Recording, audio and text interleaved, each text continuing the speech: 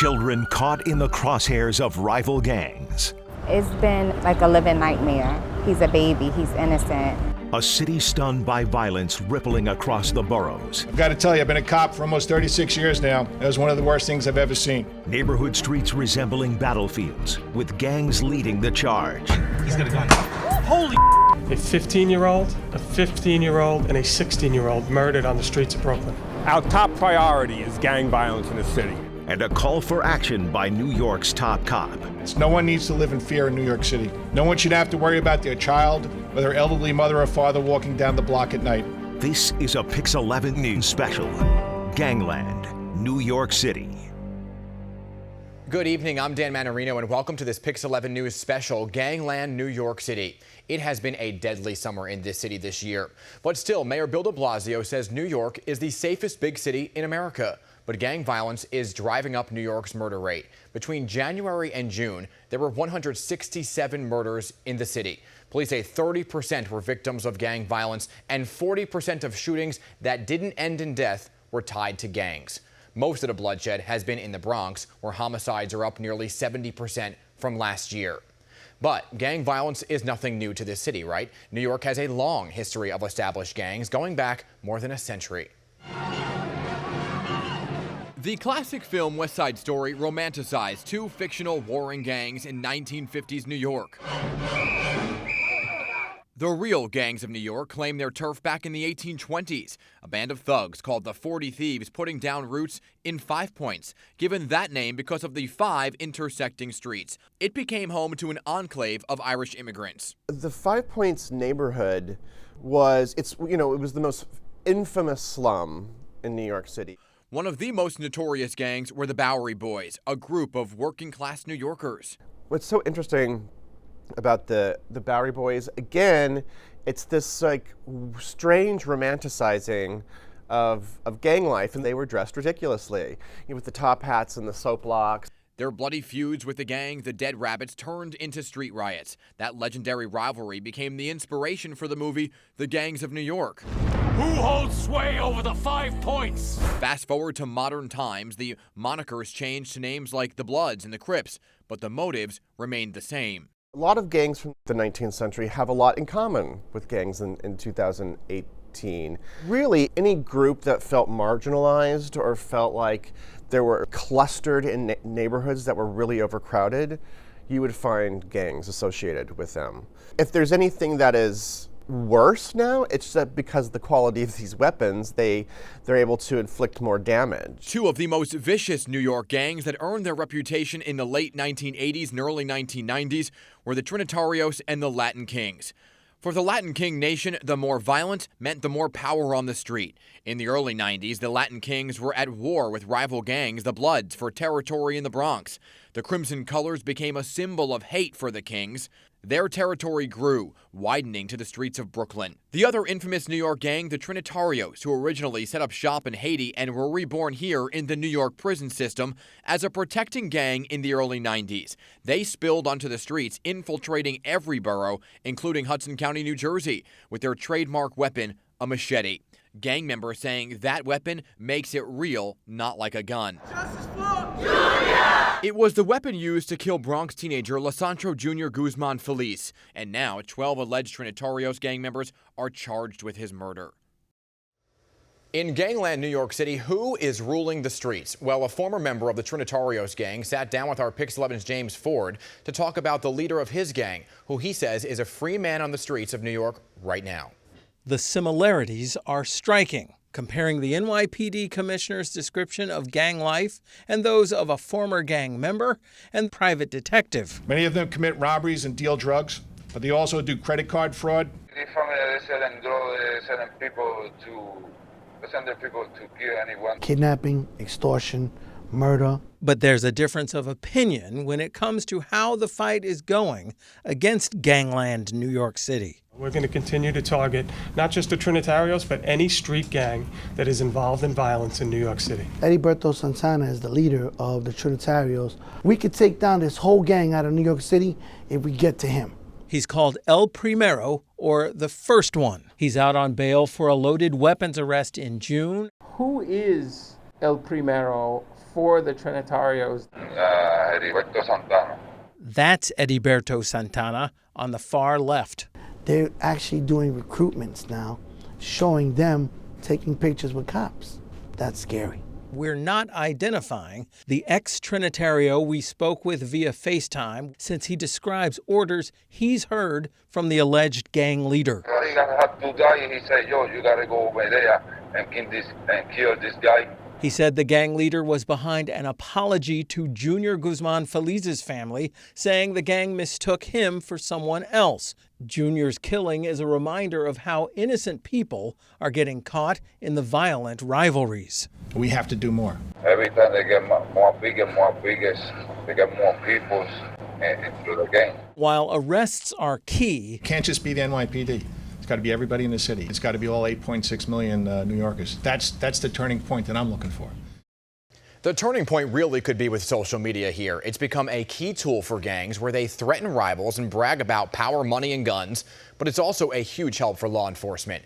PIX11's Mary Murphy now explains the role of social media and how it helps police bust gang members. Popote means I'm a Trinitario. Canalito, the nickname for murder suspect Jose Muniz, who once issued a threat on Instagram. 157, member in good standing, worthy of a YouTube rap. You're a street gang. If nobody knows who you are, how relevant are you really? They're on Twitter, they're on Instagram, they're on Facebook. Toby Taylor and his federal agents take gang guns off the street. Gangs use social media like everyone else. Dr. Desmond Patton at Columbia University is researching pathways to aggression that can start with a tweet. This is an emoji that is oftentimes attached to a threat or an aggressive act on social media. He got a gun. He's got a gun. Holy. And social media brings us the offline street violence that follows. It's also used by gangs to grieve. We're at Sheridan Avenue and Marcy Place in the Bronx. 6 months before Junior was killed, a 16-year-old named Gregory Pena, known as Coco, was fatally shot here. The alleged Trinitarios now charged in Junior's murder were mourning Coco's death on Instagram. I think when you live in a community where there are a lack of resources, where you don't have good health care, good mental health supports, all of those things wrapped into one create the perfect storm. Fast money and luxury cars flashed all over social media. Gangs are using it as an advertisement tool, and yes, it is being used to recruit. We talked with some young people outside the bodega where Junior Guzman Feliz was killed June 20th and met the NYPD's chief of department. If you're a young kid and you think gang violence is the way to go, to be part of a gang, talk to those 12 that are going to be in prison probably for the rest of their lives. The NYPD has been tracking gangs on social media. Going back up to the roof. The Broward gang in Brooklyn planned their burglaries on Facebook and made the mistake of friending a cop. Going down the stairs, going down the stairs. Social media, a key tool in rounding up suspects in Junior's case, and now it's used in neighborhood policing. Best way to get our message out is on social media. It's the venue to go to right now. Coming up, Just random shots, and he was the first one hit. the innocent victims of gang violence. And no child deserves to be shot. Plus, the new turf war in the city. We have 28 documented crews. That's the largest in the city.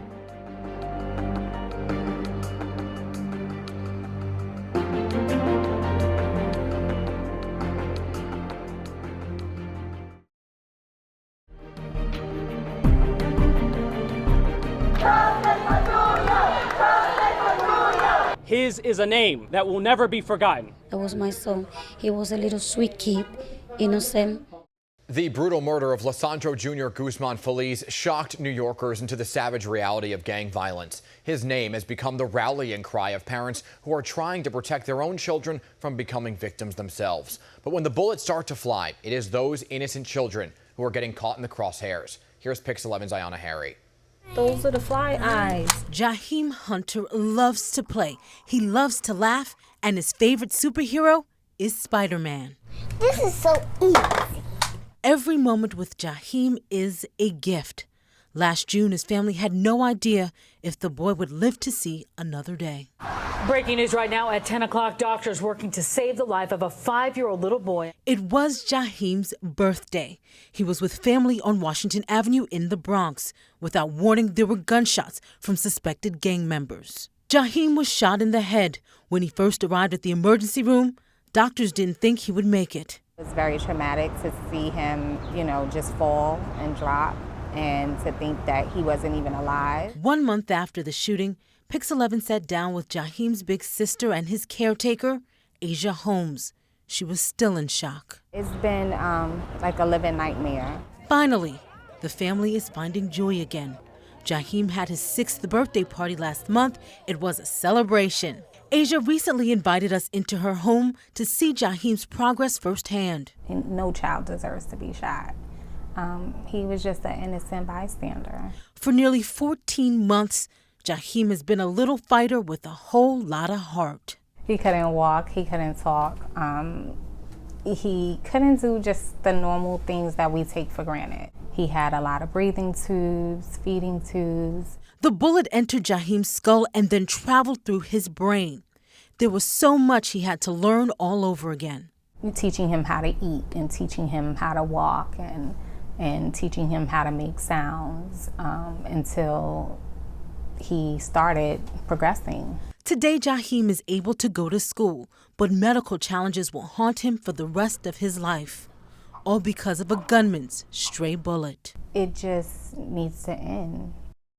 In the span of 1 week in June, 4 young teens were killed on the streets of Brooklyn. 4 families ripped apart because of gang violence. While the Bronx is #1 for murders in the city, parts of Brooklyn are now being turned into a war zone as well. Some parents even afraid to let their children leave the house. PIX11's Jay Dow walked the beat with officers and the borough's district attorney to see just how they are dealing with gang violence.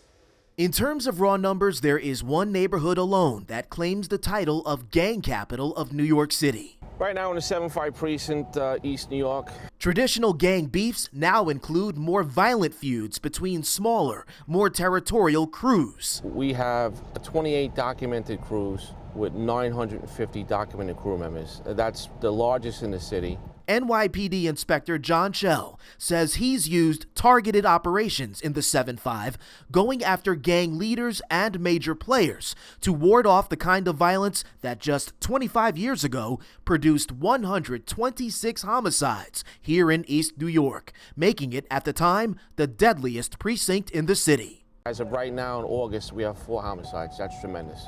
Tremendous, but not perfect. Gang and crew activity, including raw intimidation, is still a real problem in East New York. A driver made that abundantly clear when he pulled up next to us during our interview and yelled, He was walking through. Doing that. He was walking. There is no disputing a drastic drop in overall crime across Brooklyn. It's kind of cool. Nothing going on so far. A new joint, proactive approach between the NYPD, the Brooklyn DA's office, and community-based organizations seems to be making a difference. Anything we do for these kids to help them, we're all in. And as we're doing that, we're still fighting crimes. What's your understanding of YCP? Doing things differently is the only option for East New York native and Brooklyn District Attorney Eric Gonzalez. But as a young kid, I had to maneuver between, drug dealers and gang members and try not to get caught up. Gonzalez says it is critical for at-risk Brooklyn youth to befriend prosecutors as role models in moot court or opponents on a chessboard, instead of meeting them for the first time as an adversary in a criminal courtroom.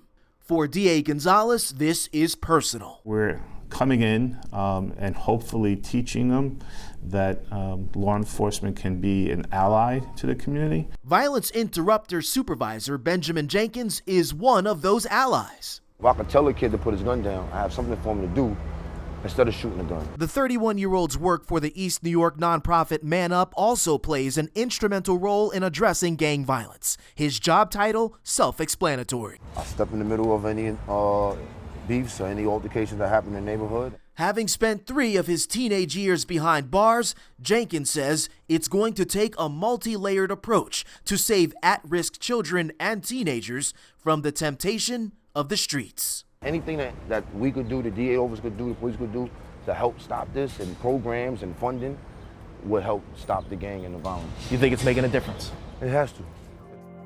Coming up. This is a blood house. This is a Crip house. This is MS-13. Gangs behind bars. It was more of a order or somebody being in charge telling you what to do. Plus, preventing kids from being lured into the dangerous gang life. We're saving kids.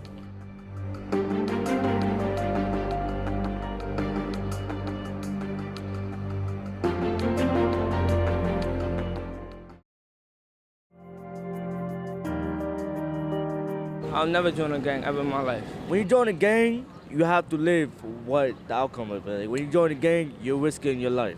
But it's a risk so many young New Yorkers take. As a matter of fact, the NYPD has identified 17,000 gang members in New York City. But that is just a fraction of how many gang members are really out there. Police sources say as many as 68,000 New Yorkers are part of a gang, more than 6,000 of them behind bars at Rikers Island. Well, I was 16 years old when I first entered the gang. Deshaun, whose last name we're not using, came a long way from gang life. So what gang was it? The Bloods. He explains, like so many do, how he got involved, the need to fit in, to have a purpose, to have a role model. I felt a part of something. I felt like I belonged, like someone needed me, someone else needed me. Until it came crashing down. And Deshaun found himself on Rikers Island, charged with assault after a street fight with a rival gang member. When you entered Rikers, were you a member of the Bloods? Bloods? Oh, absolutely. Did you talk to them while you were at Rikers? Absolutely. Quickly learning that prison gangs were very different from those on the streets. Gangs even formed on Rikers Island. The Trinitarios, for example, founded in the early 90s in the jail to protect Dominican inmates from other violent gang inmates. In fact, look at the numbers from the Department of Corrections that show in 2018, out of nearly 9,000 inmates, 67% of them identified as members of a gang. In 2017, I was able to go inside Rikers, where correction officials told me they housed rival gangs surprisingly together in order to reduce violence. So there's not an unbalance where one particular group of inmates is overpowering the other. They're lying, and this is what they do best. But Correction Officers Union President Elias Hussein says while the plan sounds good, it's not being implemented. And I'll take you to the house, and I'll take you with the officer, and I'll ask the officer, what kind of house is this? And you know what the officer's going to say? This is a blood house. This is a Crip house. So it was predominantly Bloods in some units, predominantly Crips in some units. Hussein says in some gang units, just 1 or 2 officers are assigned to keep order, which he says emboldens gang members to overpower correction officers if they don't comply with their demands. If I cut you, if I pop off on you, you can't do anything to me. That's giving this inmate power. Take, for example, last month when 8 Trinitarios members destroyed a housing unit at the Bronx jail and taunted a female correction officer who had to flee for safety. After witnessing the violence of gangs on Rikers, how's it going today? Everything's great.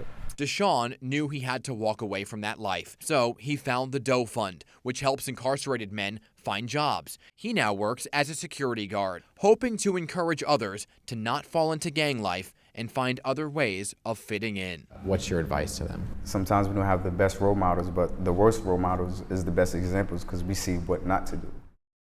And in response to this story, the Department of Corrections issued this statement saying, quote, there is no easy solution to eliminating gang violence in city jails, but we are moving aggressively to stop gang activity through better intelligence, safer housing of inmates, and a concerted push to arrest those involved in crimes in our jails, end quote. Coming up. They're surrounded by violence, eventually they're going to be sucked right into it. Giving kids an alternative to gangs. Listen, it's not about where you grew up. That doesn't matter. It matters what you want to do with your life.